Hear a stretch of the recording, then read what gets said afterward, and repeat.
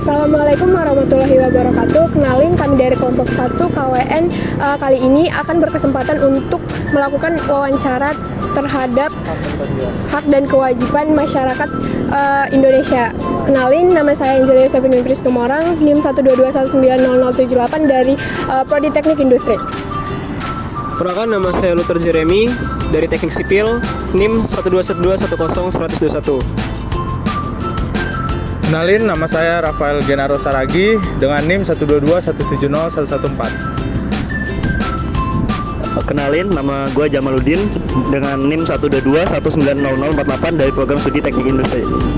Apakah itu hak dan kewajiban? Menurut saudara, apa sih itu hak dan kewajiban sebagai warga negara? Menurut saya, hak dan kewajiban itu adalah hak itu sebagai sesuatu yang berhak kita dapatkan sebagai warga negara, sedangkan kewajiban adalah suatu tugas yang perlu kita laksanakan untuk memenuhi hak-hak yang kita dapatkan. Kemudian, untuk saudara sendiri bisa menyebutkan satu aja hak dan kewajiban warga negara. Baik, untuk contoh kewajibannya adalah kita berkewajiban untuk membayar pajak, contohnya untuk lalu lintas kita, dan juga membayar BPJS untuk kesehatan kita.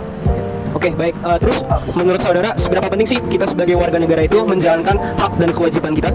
Sangat penting, karena jika kita tidak menjalankan kewajiban kita, kita tidak akan mendapatkan hak-hak yang seharusnya layak untuk kita. Oke, baik. Terima kasih ya, Mas. Oke, sebelumnya ya izin untuk mewawancari, Bang. Yang pertama, ini tentang hak dan kewajiban warga negara.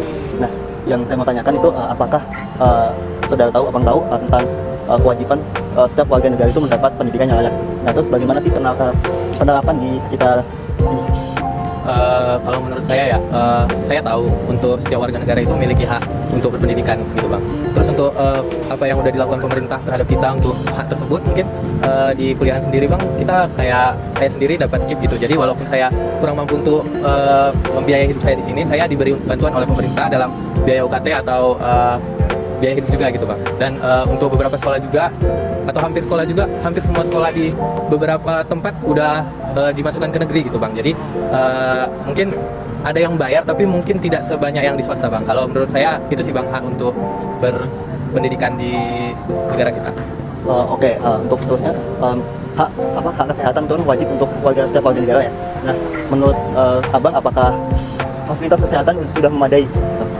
Kalau untuk fasilitasnya, saya pikir belum ya, Bang, karena mulai dari pembiayaannya sendiri, beberapa BPJS bahkan sering menaktifin gitu, Bang, tanpa ada alasan yang jelas. Bahkan saya pernah baca artikel, katanya BPJS itu diaktifkan karena kita jarang memakai BPJS tersebut, jadi otomatis gantikan. Itu kan nggak logis ya, Bang, kalau dipikir-pikir. Nah, terus untuk beberapa tempat juga, orang-orang masih perlu untuk pergi ke tempat lebih jauh gitu, Bang. Kayak di desanya belum memiliki fasilitas untuk berobat yang lebih canggih gitu, Bang. Kalau menurut saya itu sih yang kurang tentang fasilitas kesehatan, Bang. Untuk yang ketiga ini, temanya itu menanyakan kewajiban warga negara dan apakah sudah dijalankan dengan baik. Untuk pertanyaan pertama, menurut Anda, apakah masyarakat sudah menjalankan kewajiban mereka sebagai warga negara? Menurut saya sih sudah, contohnya kayak menghormati kepercayaan orang lain. Yang kedua, salah satu kewajiban warga negara adalah menaati hukum, seperti aturan lalu lintas. Apakah Anda pernah melihat orang yang melanggarnya? Bagaimana pendapat Anda? Kalau melihat orang yang melanggar, pernah. Terus pendapat saya sih, lebih baik jangan dilanggar, soalnya untuk takutnya jadi kecelakaan sih.